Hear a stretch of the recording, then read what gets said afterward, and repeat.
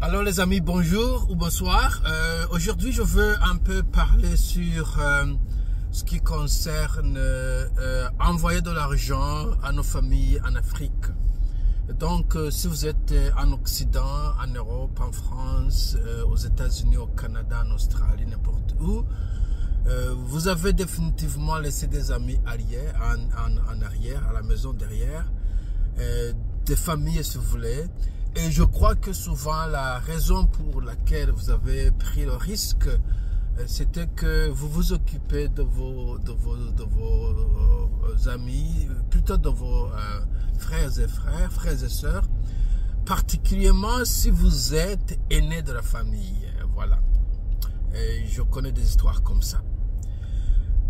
Alors, rien de grave à aider nos familles en Afrique, mais le problème souvent, on peut créer des situations qui ne sont pas très bonnes. Ce que j'ai remarqué par exemple avec quelques familles, c'est que on crée une situation de dépendance, une situation de non-créativité, où nos gens, lorsqu'ils ont besoin de l'argent, au lieu de penser à des façons de chercher de l'argent, peut-être travailler en boulot pendant le soir et pendant le week-end si vous êtes étudiant, peut-être enseigner les cours du soir si vous êtes étudiant ou si vous êtes enseignant, peut-être même faire des travaux agricoles ou une petite entreprise, de petit business de vente comme ça.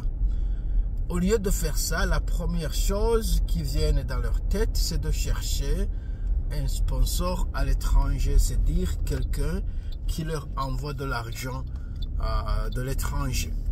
Alors ça perturbe ou ça rétrécit leur façon de penser, leur créativité.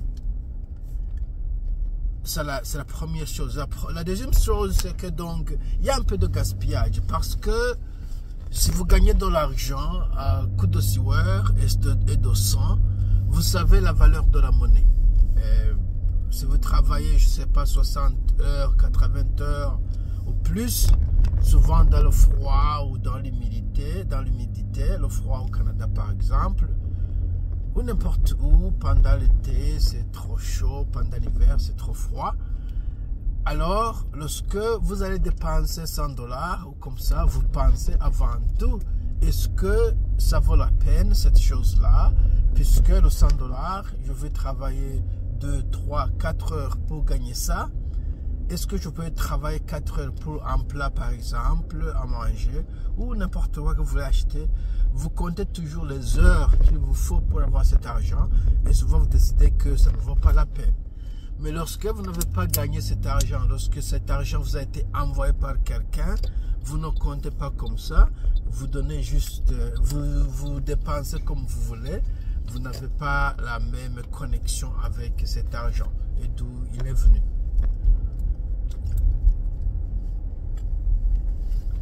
Alors, pour moi, je crois que la grande chose, mais la troisième chose avant que j'aille à des solutions, c'est que donc, en fait, vous volez, si vous voulez, si c'est une expression, vous volez votre futur, par exemple.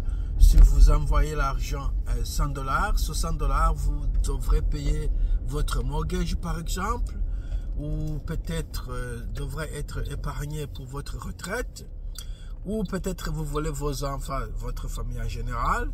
Cet argent pourrait être utilisé pour donner des cours d'histoire à votre enfant, pour leur envoyer faire le sport par exemple, d'autres activités extracurriculaires, juste pour être beaucoup plus sociable et tenter leur chance dans d'autres activités parascolaires. C'est ça.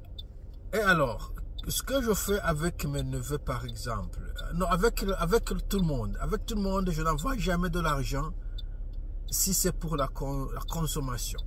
C'est-à-dire s'il y a une fête, mariage, les naissances, les célébrations des anniversaires, n'importe quoi, je n'envoie pas de l'argent. Jamais.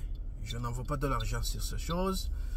je ne dépense même pas de l'argent sur moi-même à mon anniversaire ou avec des choses comme ça, puisque l'argent, ça me coûte trop, je ne peux pas le gaspiller. Ça, c'est la première chose. La deuxième chose, lorsque quelqu'un me demande de l'argent, j'essaie de voir s'il y a lieu d'ignorer cette chose, par exemple, sinon pas de l'argent, ou plutôt de chercher l'argent là où ils sont. Un exemple, un beau-frère a demandé de l'argent en un certain temps, mes frères, ils sont un peu timides, ils n'ont pas dit la vérité. Moi, j'ai pris un téléphone, je lui ai dit, écoutez, monsieur, vous avez une terre là-bas, une propriété là-bas, est-ce que vous ne pouvez pas la vendre et utiliser cet argent, puisque vous ne l'utilisez pas pour l'instant. Elle est juste là, puisque ce que vous voyez en Afrique, souvent, nous sommes nés dans un village, on quitte le village pour s'installer dans une ville ou un centre urbain ou semi-urbain, et la terre que l'on a quittée est vierge. Wow, vierge. Elle est là, personne ne s'en occupe. Mais nous avons une tradition qu'on ne peut pas vendre la terre des aïeux. Mais ça, c'est une culture archaïque. Si vous êtes pauvre et vous avez une terre qui n'est pas exploitée, je ne vois pas pourquoi vous ne pouvez pas la vendre. Alors je lui ai dit ceci et il m'a aussi dit la même chose, que ne peut pas vendre ça et tout cela. J'ai dit, eh bien, c'est à vous de décider. Je vous propose une solution. Et puis, alors je disais, la première chose, je dis, si vous n'avez pas d'argent, pourquoi même penser à cela? Excusez, je mets beaucoup d'anglicisme puisqu'on parle anglais ici. Et si vous avez quelque chose en patrimoine, pourquoi est-ce que vous ne pouvez pas vendre ça et acheter ce que vous voulez? La troisième chose, c'est est-ce que vous pouvez vous déplacer? C'est une autre chose. Même en Occident, par exemple, à la retraite, il y a des gens qui ne peuvent pas ou qui croient que c'est trop cher de rester à Londres, à Paris, à New York, à Texas, et ils vont, je sais pas, à Mexico, ou Guatemala, ou les Philippines, ou Thaïlande, ou peut-être juste dans une petite ville, c'est normal. Alors, encore une fois, je connais un retraité de ma famille, il commence à demander de l'argent pour le soutenir. On lui a dit non, il faut vous déplacer. Point très, il faut vous déplacer. Si vous ne pouvez pas payer dans cette ville, vous étiez là pour le travail, maintenant vous ne travaillez plus. Cherchez un centre urbain qui a de l'eau et de l'électricité. Et tout sera moins cher, le prix du loyer sera la moitié, et voilà, c'est une solution que vous avez, vous n'avez pas à commander. Mais aussi, ça peut être le cas contraire, dans la direction opposée, où vous quittez un village parce qu'il n'y a pas d'opportunité pour aller en ville pour chercher des opportunités. C'est une suggestion aussi que je fais aux gens. Et aussi, l'autre suggestion, c'est de chercher du travail, de faire quelque chose, n'importe quoi. Puisque chez nous, il y a un problème d'élitisme. Par exemple, un universitaire croit qu'il ne peut pas faire les boulots en ville qui sont faits par les gens qui n'ont pas étudié les paysans, comme on les appelle. Mais ces boulots, dans les pays développés, ces boulots, n'importe qui le fait lorsqu'ils n'ont pas d'autre chose à faire et lorsqu'ils n'ont pas d'argent. Comme pompiste, par exemple, je connais un doctorat, un étudiant qui faisait son doctorat, mais à temps partiel, il faisait le pompiste pour gagner de l'argent. Mais chez nous, vous dites à un universitaire, la première année, d'aller faire le pompiste, il va se moquer de vous. Mais je leur dis, non, il n'y a rien à se moquer. Vous allez travailler, ça vous donne de l'argent et vous achetez vos choses. Si vous avez besoin d'un téléphone, n'importe quoi.